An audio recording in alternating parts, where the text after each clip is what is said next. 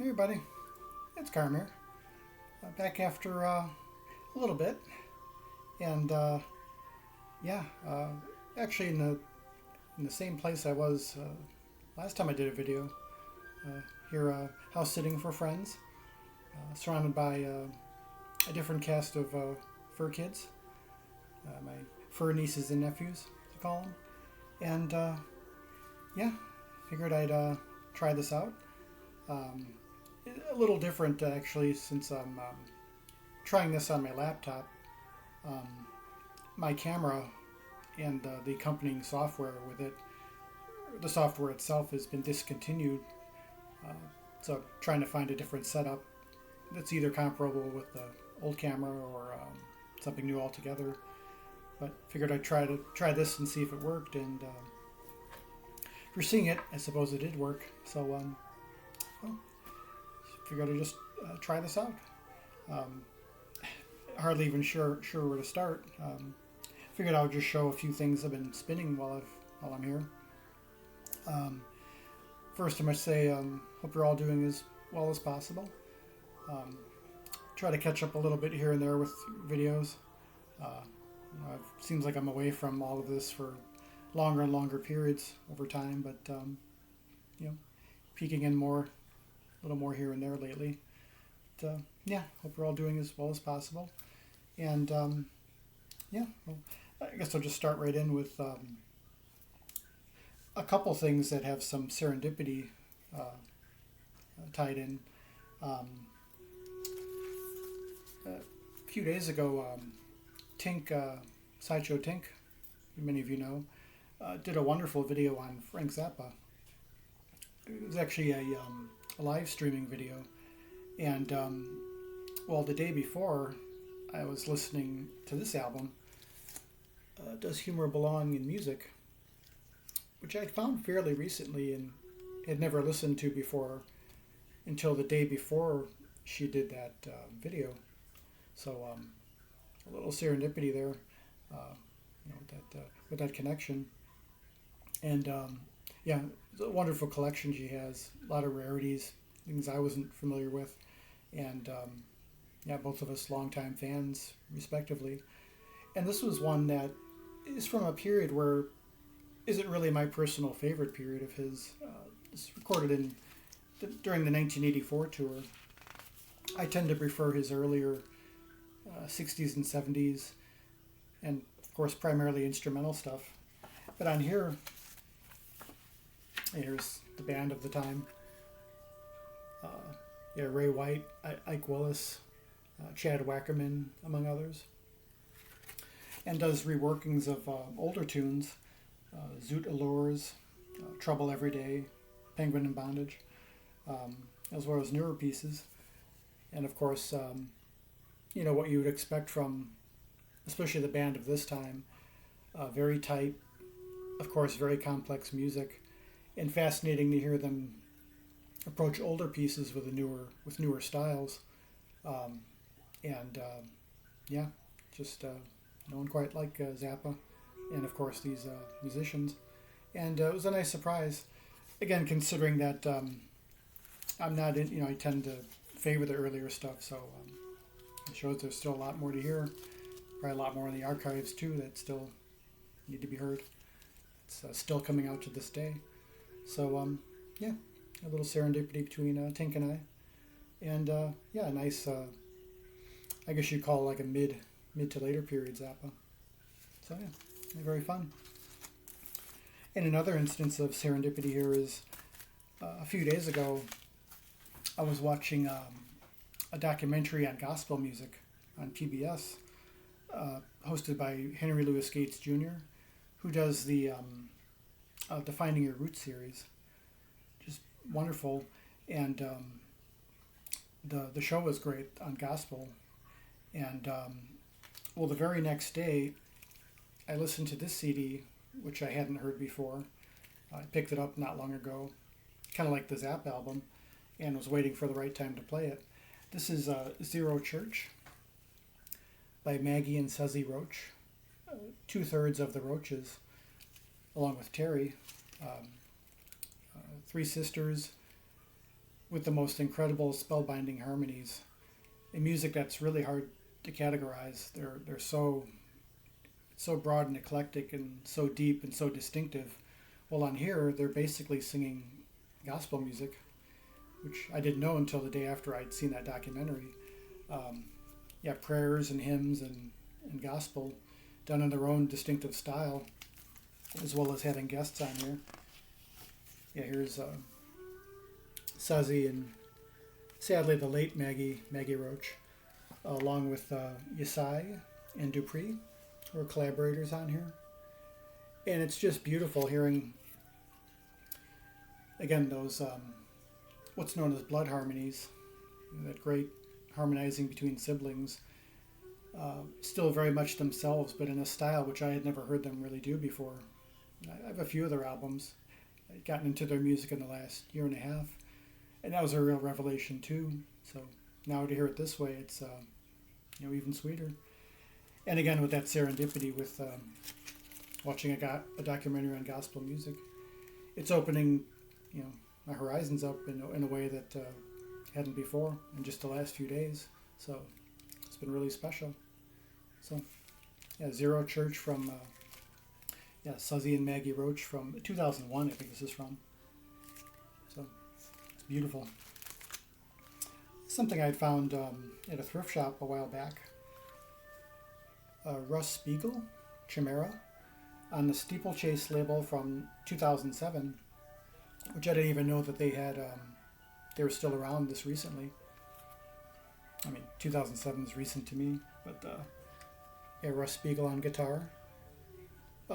Totally a blind/deaf by. He's not familiar with any of these musicians. And this is just really nice, atmospheric, but also really tight, swinging, crisp, modern, yet traditional jazz. Throughout, this really sounds very much like a nocturnal cityscape. On the more up-tempo pieces, it's really kind of like a bustling, you're out on the street at 10 o'clock and the party's just started on a weekend. The streets are filled with people, and there's traffic and chaotic, but yet there's still, just something in the air. And on the slower pieces, it's more like, 2 a.m., rain-slicked roads, the fog, maybe a little bit of fog or mist from the street lights. Kind of desolate, yet you could still feel that underlying pulse of the city, of being on the street at that hour. And it just, whether they intended to or not, it really conveys it beautifully. Mostly original tunes by Russ. Cherokee by Ray Noble is the lone standard. But it all paints that picture, for me at least, of that the nocturnal cityscape. And even at times imagining them playing, kind of cooking it on the bandstand, so to speak. So, lovely stuff here.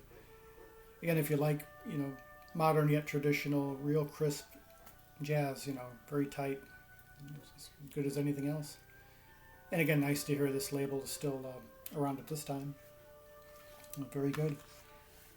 And something else, music I've been really getting into these last couple of years has been music of Ireland, Scotland, just that particular area of the world.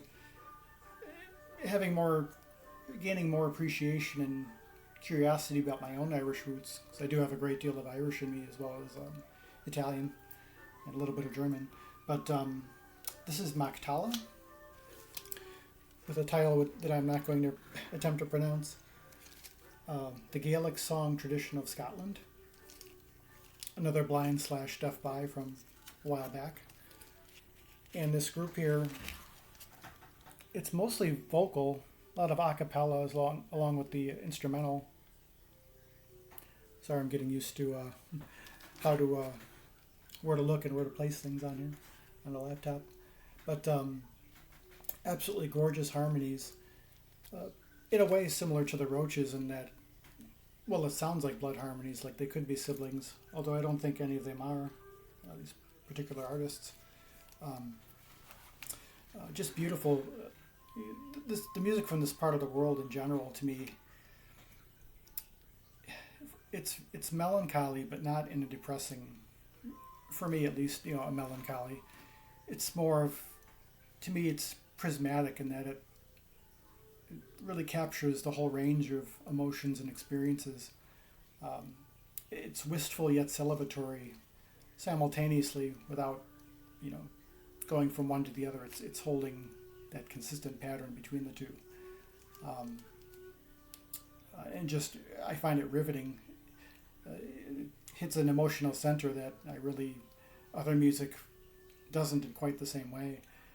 And I think in the last few years, getting a little more into vocal music in general, whether its lyrics are understandable or not, or whether I'm paying attention, which is difficult. Of course, here is in another language I'm totally unfamiliar with.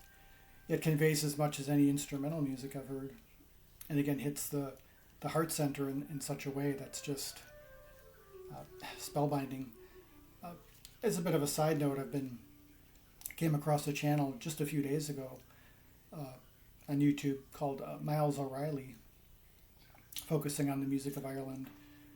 Beautifully produced and filmed, and highlighting a lot of newer, younger musicians in that tradition, going in so many different directions, but yet, again, has that emotional pull that's just very deep. I'd highly recommend that channel, which I'll try to remember to link to. But yeah, if you're curious about music of that part of the world, this is another nice, really nice slice of it. And again, if you like those kind of tight, just very powerful harmonies, couldn't recommend this enough. Makala, Gaelic song tradition of Scotland, from the mid-90s, 1994. And something else, another direction I've been exploring in recent months, from revisiting Roger Coleman's videos. Many of you know Roger. He did a wonderful series on this group, Guided by Voices. It has to be close to a decade ago now. He did a multi-part series on one of his all-time favorite groups, if not his favorite group. Basically, the brainchild of a fellow named Robert Pollard. Very prolific songwriter as well as a visual artist. Does a lot of collage work, which graces most of their albums they've done, in his own solo albums. On the one hand, straight ahead, quote-unquote lo-fi indie rock, but there's something else there too, a certain distinctive something that I think could only come out of the mind of someone highly individual, which, say, Robert Pollard is. And this is a fairly early one by then. Vampire on Titus from 95. Of course, they've gone on to make so many since then. But if you really want to get into them, if you want to get more familiar with them, check out Roger's series, which I couldn't recommend enough. And it was from revisiting that again that's just got me to revisit these and get into it further. Again, another tributary that I'm kind of going down, and see where it ends up, along with all the other core stuff. And that's basically, I've been playing a lot of these on repeat, just really getting into them. Oh, I do have a burned CD, or a copy I had made off a cassette a while back, old Musical Star Streams. Of course, those are always coming with me wherever I go. And in the background, I don't know if you could hear it, I've got the little boombox in the next room. Suzanne Tang, Mystic Journey. She's a multi-instrumentalist, primarily flautist. Another artist who plays in a variety of styles, Eastern as well as Western. A lot of East Indian influence on this one, but her flute is very prominent. Beautiful, atmospheric, and all perfect for a day like today. Real nice Sunday. So yeah. I think that'll about do it. You can tell I've really forgotten how to do these, and we'll see how it goes. Maybe I'll get back into doing these event again. It's just, I don't know. It's been quite a while, but yeah, starting to get the bug again. So we'll see how often it bites, so to speak. So again, hope you're all doing well and enjoying whatever you're into on this particular time. And yeah, we'll see what comes next. So from all the animals who I believe are napping, bid you farewell for now.